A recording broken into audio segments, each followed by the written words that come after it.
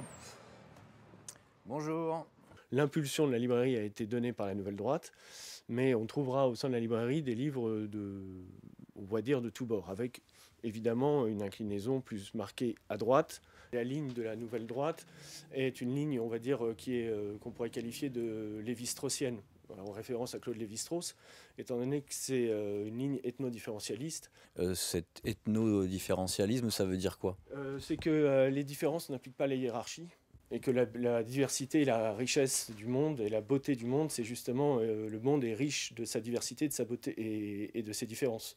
Et que le multiculturalisme annule, ou en tout cas tend à supprimer, on va dire, les différences de culture, de civilisation, et ce qui fait la richesse du monde. Si on regarde quand même concrètement les titres des livres, on est quand même sur, voilà, c'est beau, ça c'est sur Hitler, Rudolf Hess, on est sur les hommes de Mussolini, l'homme de Vichy, René Bousquet, qu'est-ce qu'on a encore, l'extrême droite dans la résistance, Oswald Mosley qui était un fasciste, voire nazi anglais si je ne me trompe pas. Ouais. On est quand même que sur des figures de l'extrême droite, voire des fascistes. Pourquoi en parler autant? Parce que vous dites que vous n'avez pas cette ligne-là vraiment, mais enfin là... C'est un rayon historique. On ne peut pas se reprocher d'avoir des livres qui traitent d'histoire dans un rayon d'histoire. Non, évidemment, Donc, mais c'est vrai que je remarque quand même, là, c'est sur Hitler, Rudolf Hess, Ouais. Hitler, Mussolini. Bon, il y a quand même un gros intérêt sur ce qui s'est passé à cette période-là, Ah bah, le bien fascisme sûr, et le nazisme. Mais pourquoi cet intérêt particulier sur cette période-là? C'est un intérêt particulier parce que ça concerne quand même le XXe siècle. C'est deux choses qui se sont passées au XXe siècle.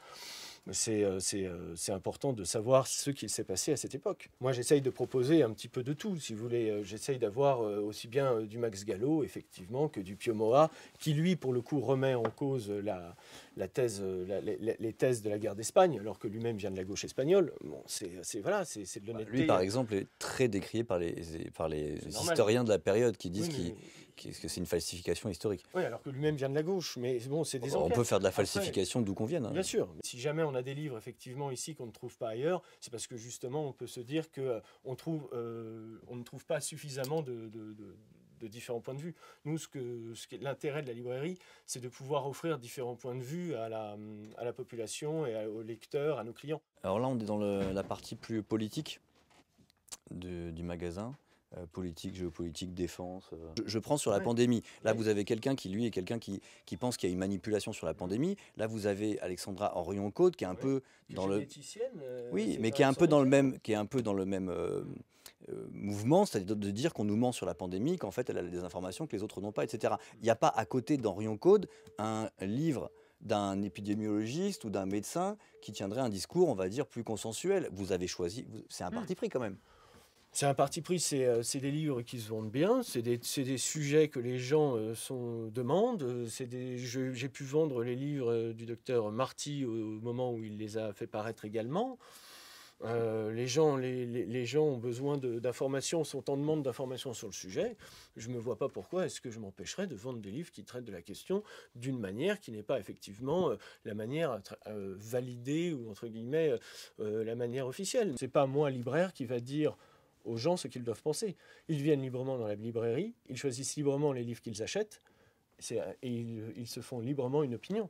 Oui, mais en tant que libraire, vous faites des choix éditoriaux tout le temps. Ça vous dit, je prends ce livre, je ne prends pas celui-là. Par exemple, il y a un autre livre, je crois, sur la pandémie qui est ici, qui est exactement dans la même veine, c'est celui de Philippe Aymar, là, Enquête sur un virus. Avec cette idée, en couverture, il y a Bill Gates. C'est la théorie qu'on connaît tous, comme quoi Bill Gates aurait quelque part fomenté un plan pour distribuer ce virus, etc., pour faire de l'argent. Vous décidez de l'afficher. C'est quand même que vous, quelque part, vous pensez qu'il y a une réalité là-dedans. Ou alors, je ne peux pas présumer, sinon, à côté, préjuger de ce que je pense de la question juste en se basant sur les livres que je vends. Non, je me base sur le fait que vous ne vendez pas de livres classiques sur la pandémie. Il n'y a rien qui vient d'un médecin ou d'un épidémiologiste. Ah si à qui attendez. Allez-y, cherchons.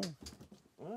Oui, bon, Didier Raoult, mais ça... Didier Raoult, non, ça compte pas, non. Mais, qui est quand même un ponte, mais Douste Blazy, qui est un médecin... Douste Blazy, pareil, il était dans le documentaire Hold Up, qui est un documentaire qui était complètement... Douste Blazy, avant d'être dans le documentaire Hold Up, ça reste quand même un ministre Oui, ça c'est reste vrai, c'est vrai. un chirurgien. Le Oui, tout livre ça, de ça. Perron, j'en ai qu'un seul, j'ai plus les précédents, parce que je les ai vendus. Parce Oui, que mais je les c'est ai que pas des gens qui recommandés. sont tous Vous voyez. très critiques Donc, de la façon mais dont parce on que a jugé la justement, pandémie. c'est de donner la possibilité aux gens de se faire une opinion. C'est pas parce que les gens vont lire ces livres, c'est pas parce que je vends ces livres que les gens vont forcément se dire ah c'est eux qui ont la vérité.